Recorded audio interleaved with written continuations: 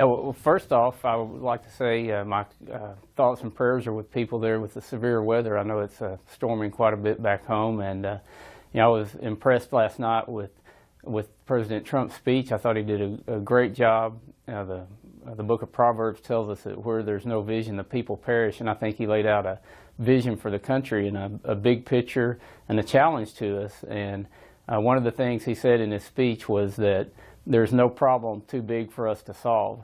And healthcare is one of those issues, and I think we're going to solve it. It's going to be much better for the American people after we repeal it and after we fix the problems that are there with healthcare. He laid out some of those fixes last night in his speech. He talked about buying insurance across state lines. He talked about giving people options on buying the healthcare insurance that they need, and really the government out from between doctors and patients.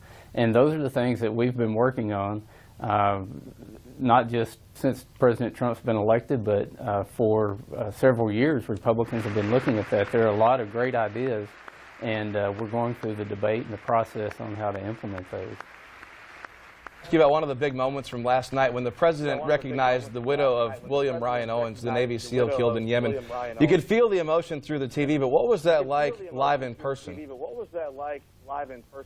Oh, it was extremely powerful. I kept looking up at her, and you could just see on her face and the pain she was obviously feeling. But it was great, I think, that we took that much time and recognized her and her family's sacrifice and her husband's sacrifice. And it was one of the most powerful moments of the whole speech last night. But I thought it was great how the president mixed in real-life stories with some really well thought-out policy positions. And I love the way he prepared and stuck to the script, and I think really spoke to the hearts of the American people. I want to ask you one more, Congressman. The president said last night the time for small thinking is over and the time for trivial fights is behind us. We didn't hear anything about fake news. We didn't hear crooked Hillary. He stayed on message for the most part. Do you think the president's about to change the way he operates, or do you think last night was an exception? I'm not sure what last night was, but I know I liked last night, and I could use more of that. And we do have big problems to solve, and a lot of those problems lie on Congress to solve them. He gave us a vision and a challenge, and I'm ready to get to work and start solving those problems. And I hope that we will all work together and put the best interest of the country first.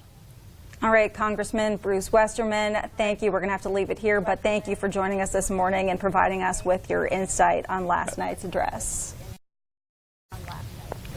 Great to be with you. Thank you. Thank you.